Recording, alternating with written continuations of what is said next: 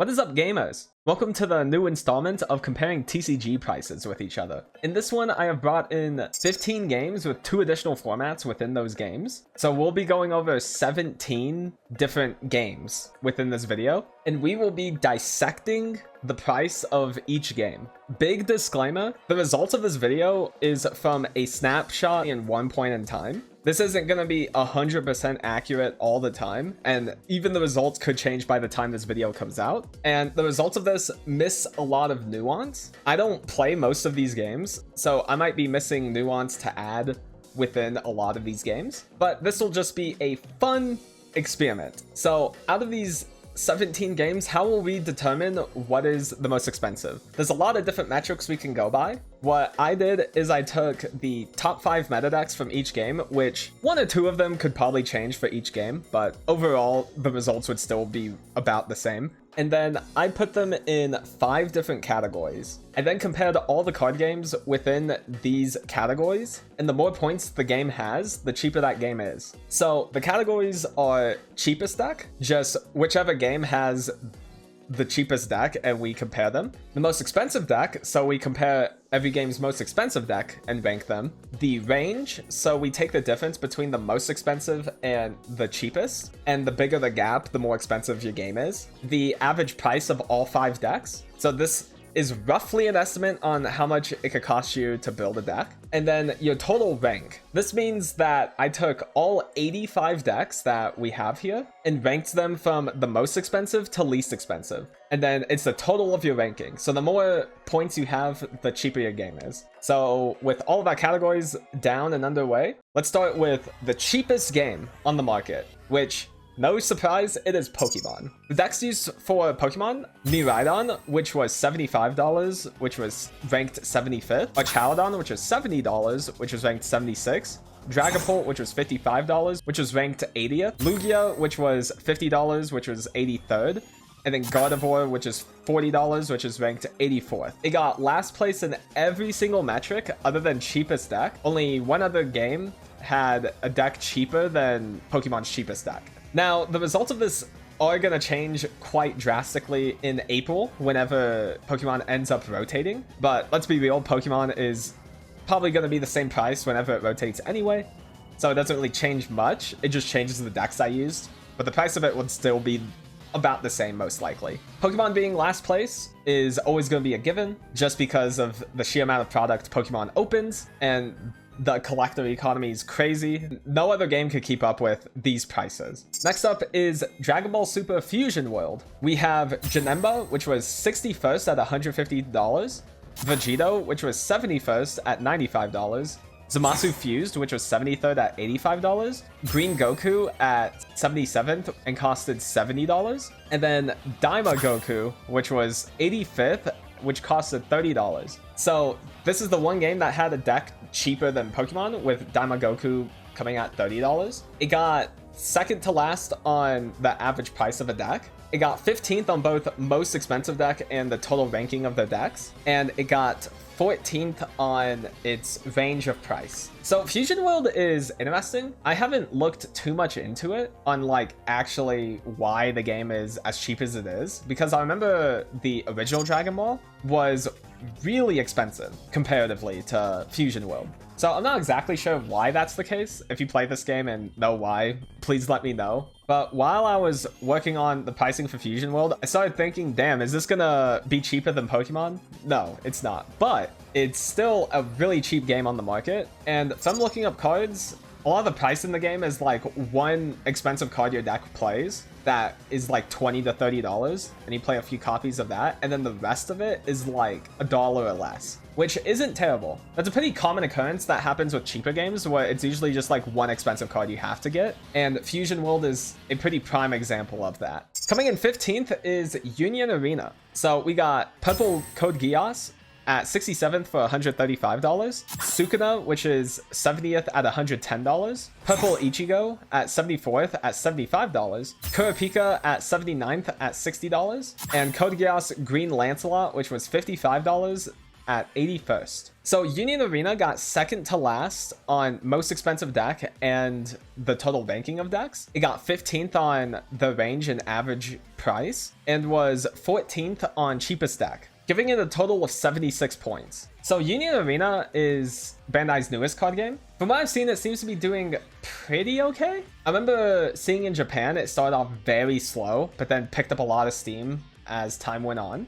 And I think that'll probably end up happening the same here, especially since Union Arena has really strong IPs with Code Geass and Jujutsu Kaisen and now Demon Slayer coming out. So far, every release they've had has been a really popular show, which you can see on the like high rarity stuff. It's a lot of money. Union Arena kind of has the Weiss Schwartz effect where a lot of the like lowest rarity versions of stuff isn't too insanely expensive because a lot of the time it's collectors trying to pull the really expensive stuff. Next up at 14th is Shadowverse Evolve. I used 2 Cost Abyss, which was 49th at $195, Machina Abyss, which was 55th at $170, Disdain Dragon at 65th at $145, Mature Sword at 66th with $140, and Puppet Forest at 82nd with $55. So Shadowverse Evolve tied with Union Arena on cheapest deck, putting them both at 14th place. And it got 12th in range and 14th on the rest, giving it a total of 68 points. Shadowverse Evolve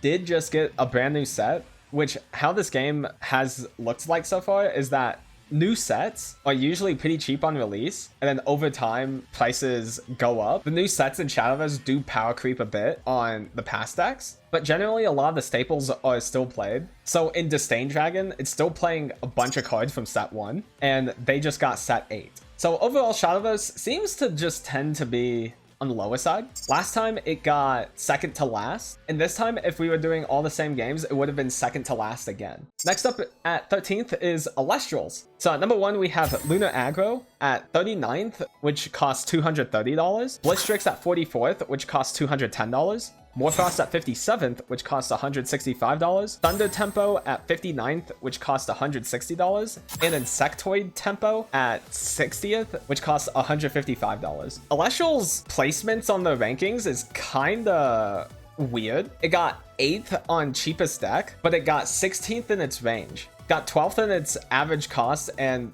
total ranking of decks, and 13th on most expensive deck. So this means Alestrals is just really tightly in a specific price range right now. Now, the cool thing to note with Alestrals is that a lot of the price of these does overlap with each other. Because of Alestral's deck building freedom, there is a ton of overlap a lot of decks play, and generally just like good cards are going to be played in every single deck. So really key runes, aka spell cards that Alestrals can play, overlap a lot. So like a lot of these decks included Hurricane, which is a $10 card.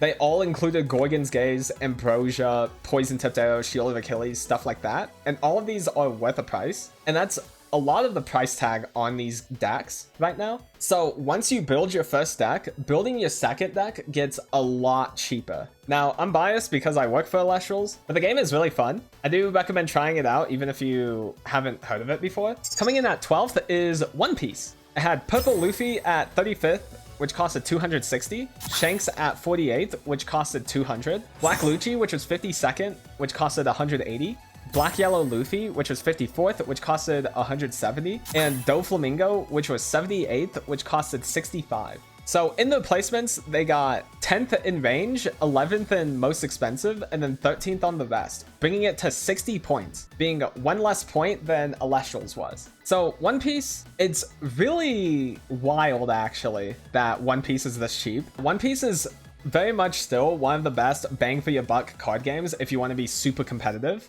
because it has really insane prize support, has constant events running either online or in person. Buying into new decks is just like relatively cheap compared to most other TCGs. Coming in at 11th is a new TCG on here, which is Star Wars Unlimited. It had Bosk at 38th for $245, Iden Versio at 42nd, which costed $225, Han Solo at 46, which costed $205, Sabine Wren, which is at 50th, which costed $195, and Jango Fett at 68th, which costed 115. The scoring Star Wars Unlimited got pretty wild. It got 9th in total ranking of decks, 10th at cheapest deck, 11th at average cost, 13th at range, and 12th at most expensive deck, bringing it at 55 points. So with Star Wars Unlimited, I remember seeing it whenever it first released. I saw it had like a $35 Darth Vader or something. I was like, damn, this game's expensive, and didn't really look into it much further than that. So I was pretty surprised that like cards are pretty cheap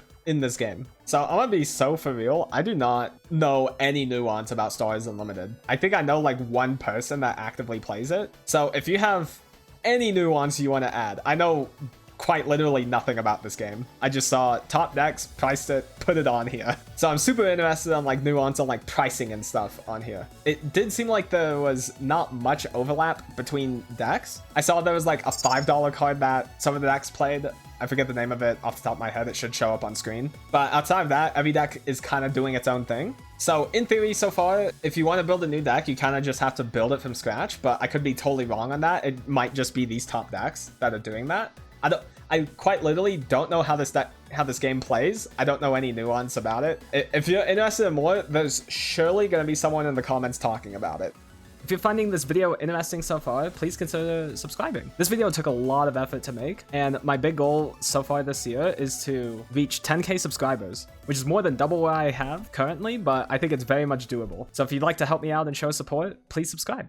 Coming in at 10th is White Schwartz. 29th, we have Slime at $345. At 43rd is Freeman at $220. 47th is 7 Deadly Sins at $205. 63rd is 8 Standby Quints at $150. And then 72nd is 8 Door Quints at $85. For its scoring, Weiss got 8th in its range, 9th in most expensive deck, 10th in average deck cost, 11th in its total deck rank, and then 12th on cheapest deck. So I'm pretty shocked Weiss is this high up. I think a lot of it is because Slime's cards are getting pretty old. So they have like quite a few cards that are like $20+. So that might be dragging it up a bit, but also 8-door quintuplets should be dragging it down a little bit. But yeah, it placed higher than Star Wars in basically every category, I'm pretty sure. It placed higher than Star Wars in 3 out of the 5. It placed lower on its total deck rank and cheapest deck. But yeah, Weiss is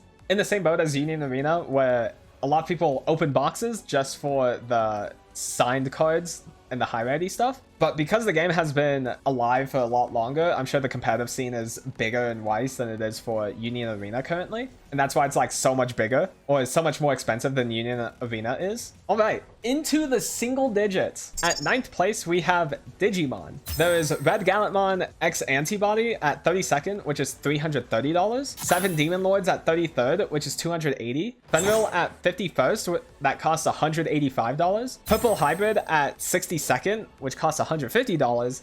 And then Mirage at 69th, which costs $110. So I was pretty shocked to see Digimon this high up. A lot of it seems to be because of Gallantmon being on here. 7 Demon Lords is also like the 5th deck on here. The other 4, it was like easy to tell, okay, these are top 4. 7 Demon Lords was kinda just hard to pick, because at every tier list I would see, it'd be like, yeah, here's 12 S tier decks in the format. It's just like, what? So the other 4, it was like I was consistently able to see, okay, these decks are topping constantly. And then there's just like one slot where it's like pretty impossible to tell. So I just picked one. I didn't even look at the price of it before I went on here. So I picked 7 Demon Lords because I saw that was there quite a few times. So it might be dragging it up slightly because it's $280. But if we go to its actual like stats here, it got 9th in range and average cost. It got 10th in most expensive deck and its total deck rankings, and it got 11th on cheapest deck, giving it 49 points. I forgot to mention Weiss was at 50. So this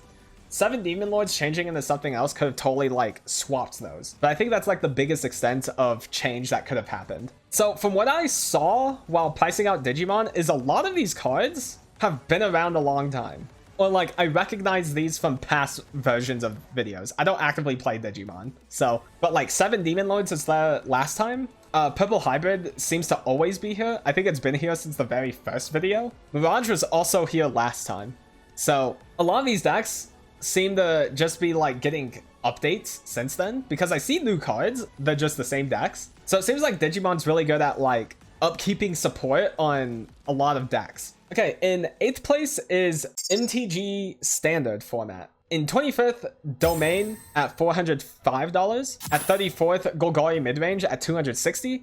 At 40th, we have both Dimir Bounce and Gruul Aggro at $225. And at 45th, we have Esper Bounce at $210. To its stats, it got 10th in range, 7th in average price and total ranking of decks, 8th in most expensive, and 6th on cheapest. I did want to include standard on here because Wizards is trying to push it a lot more, especially with foundations. I think standard has been doing a lot better. From what I've heard, I haven't like deep dived into it, but from what I heard, standard's doing a lot better. And so seeing the price of standard currently is pretty cool, honestly. Compared to the first time I did it in 2023, standard had a lot more expensive decks because a lot of the best decks played Sheoldred and Fable Mirror Breaker or whatever it's called. But now, like, a lot of the top decks play a lot more variety of stuff. So like out of this, I think there was only one deck that played Sheoldred this time, which is really cool. It's still like pretty pricey because it's Magic. It's the most popular game in the West, but like it's not the most expensive.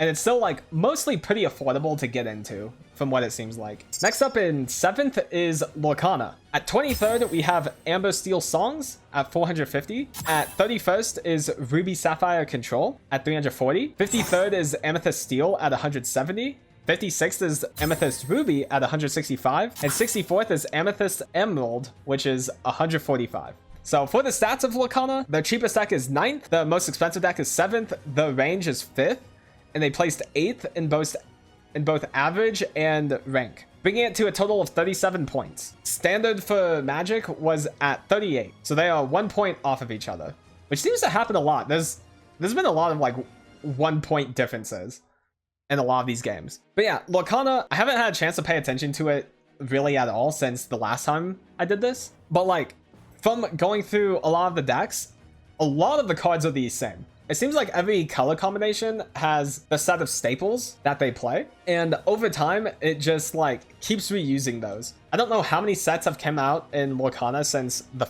last video, but good cards are good cards in this game, it seems like. Overall, the price of the game has gotten cheaper compared to last time. Last time, a lot of their decks were like $300+. This time, a lot of them are like in the 150-ish range. Like we had 3 of them within $30 of each other in the 150 range. Then there was one at $340, one at $450. So Lorcana seems to have gotten cheaper, which is really cool. Coming in at 6th is Universes. We have Pony at 19th, which costs $525. Mimic at 21st, which costs $485. Midoriya on the Move at 26th, which costs $375. Rodan at 27th, which costs $355. And Bertolt at 37th, which costs $250. On its scorings, it got 5th in cheapest deck, 7th in price range, and then 6th on the rest, bringing it to a total of 30 points. So comparing Universes to last time, overall, it's cheaper. Looking at it from before, only one deck, which was Mimic, was below $400. And now, this time, 3 of the decks are below $400. From what I can tell, Attack on Titan did a lot on the price of this game.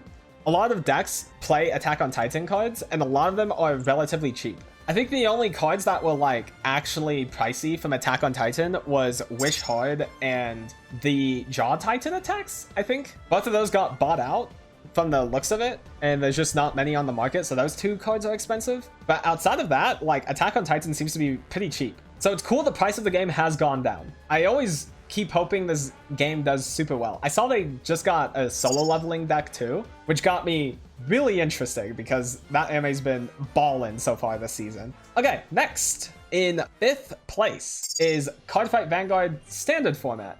In 9th place is Reziel at $800. 14th is Lyle Odium at $610. 16th is Night Rose at $575. 24th is Levidraws at $450. And 58th is Elder Glemma at $160. In its total rankings, it got 7th in cheapest deck because of Elder Glemma being $160. It got 5th in its total ranking, and then it got 4th in the rest, bringing it to 24 points. So compared to last time, I'm a Vanguard channel, so I might dive a bit deeper in this compared to normal. Standard Vanguard had one deck break $400, which was Shiranui. And this time, only one deck didn't break $400. Standard's in a very weird spot right now. The meta's like fine. Some people like it, some people don't. That's just the nature of every meta. A lot of it is that Vanguard relies super heavily on generic staples. If we take a look at like a bunch of archetypes in the past for Vanguard, they would get like a ton of support for like 1 or 2 sets. Currently, since Divines came out, a lot of decks don't actually get that much direct support.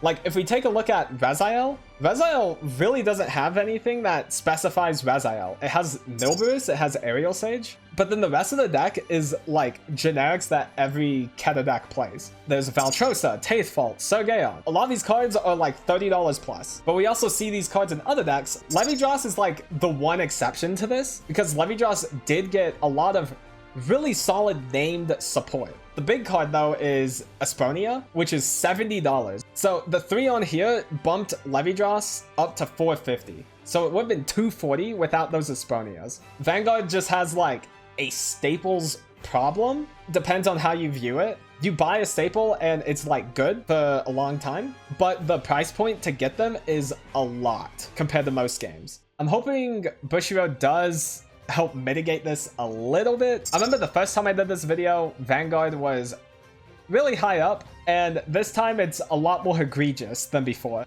Coming in 4th place is Vanguard's Eternal format, which is premium. We have Crestari at $645, Crestros at $540, ranked 13th and 18th respectively, Narukami at $485 at 22nd, Mythiot Ghidorah at 28th, which costs $345, and Crestjet at 30th, which costs $340. Going into the stats for premium, it got 6th in its price range, 4th in its total rank, 3rd in cheapest deck, and then 5th in average priced and most expensive deck. Premium, this is kind of a bad timing for Premium because Crestjet is on here and their Crest Maker is getting reprinted in a week. It's not the best timing for Premium, but overall it would just move down maybe 1 slot. Right now, all of the Crest decks are pushing a lot of price on here because Bushiroad doesn't know how to print those properly. A really big thing to note with Premium compared to Standard is that a lot of your cards you purchase are gonna be good for years, and you can almost guarantee that. For bang for your buck, Premium is really good, and most Premium decks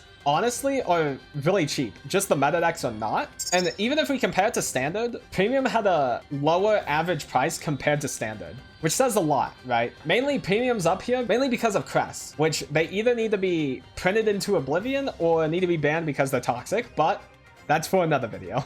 And now going into the top 3. If you've been paying attention, we already know what these are. But coming at number 3rd is Yu-Gi-Oh! Blue Eyes at 940 at 6th place. Mitsurugi at 920 at 7th place, and Reziel Fiendsmith at 910 in 8th place. Then we have Malice at $710 at 12th place, and Reziel Pure at $255 at 36th place. If we look at their stats, Yu-Gi-Oh! Got 3rd in every category except cheapest deck, it got 4th. So Yu-Gi-Oh! Last time it was a tier 0 format. This time it's a new tier 0 format. This seems to be a recurring theme over the past like year and a half with Yu-Gi-Oh! I think ever since Snake Eye came out, Yu-Gi-Oh's basically a revolving door of tier 0. Because 3 of these decks include the entire Reziel engine. So I haven't been keeping up with Yu-Gi-Oh! At all, outside of just like doing this. So I got no clue on the nuance of it. I just know there's Reziel in 3 of these decks. From what I remember, there's like also a revolving door of like staples and packages you play, depending on like how the meta's moving. I will say, going through, a lot of these staples have been around since before. Your non-engine stuff, they have a long lifespan. Main engine might not, although Fiendsmith has had half a year. That's pretty good. But yeah, so Yu-Gi-Oh! Is just Yu-Gi-Oh! It's gonna be up here all the time. Coming in 2nd is Modern for Magic the Gathering. It had 2nd most expensive deck with Temur Breach at $1,380. Then it had Boros Energy at 10th place at $785. Demir Oculus, $595 at 15th place. Orzhov Midrange at $565 in 17th place. And Eldrazi Ramp at $500 in 20th place. I never thought an Eldrazi deck would be this cheap, but here we are. So Modern just had a really big ban list about 2 months ago, They hit the One Ring, that was like the big thing. And they touched up a couple other cards, but also they unbanned a lot of cards. But yeah, because of those changes, Team of Breach has now like shot up. But overall, Modern got cheaper. I think losing the One Ring made a lot of these decks cheaper. If we look at the last video, there were 2 decks that broke 1k, 2 decks in the 650 range, and then 1 deck in the 950 range. And now this time, 3 of these decks are below $600, which is kind of crazy. I didn't think Modern could get this cheap, but here we are. Boros Energy is about the same price. It seems to be a slightly more expensive than last time. But yeah, again, Modern is an eternal format. A lot of these cards stay within format for a long time until a Modern Horizons come out and gives it a basically reset, but that's for other channels to talk about. But yeah, Modern only had 2 decks in the top 10, which is kind of wild. I am just astonished it was this cheap. It's still second, like it's still expensive, but comparatively to most of Modern, pretty cheap. And like, even if we look at the Yu-Gi-Oh prices, Yu-Gi-Oh is getting kind of bailed out here by Rezael Pure. Because without Rezael Pure, 3 of Modern's decks are cheaper than the other 4 Yu-Gi-Oh decks. If Pure Rezael wasn't there, Modern could have probably been lower. Interesting to note, Modern seems to be in like its cheapest state. I don't know if it's because people don't like the format or because Magic's just like been really good at printing stuff, I guess. I don't know. I don't know what the reasoning for it is. My one theory is that because One Ring dipped, a lot of these decks just became naturally cheaper because you lost like $400 you had to put into every deck. And then first place right now is Flesh and Blood. So decks used here, Zen at 11th place at $765, Viserai at 5th place at $990, Syndra at 4th place at $1,065, Aurora and 3rd place at $1,100, and then the most expensive deck out of all the games right now is New at $1,730. Now, I don't know if this is like the exact like new list you would play. All the decks on here I took from tournament results. So even if New though was like $600 cheaper, Flesh and Blood would still be first. Like it would still be far and away above Modern. Out of the rankings, it got first place in every category. So Modern got second place in every category. A lot of the cards I saw on here are the same from before though. A lot of it is Warmonger's Diplomacy, I think the card's called, which those are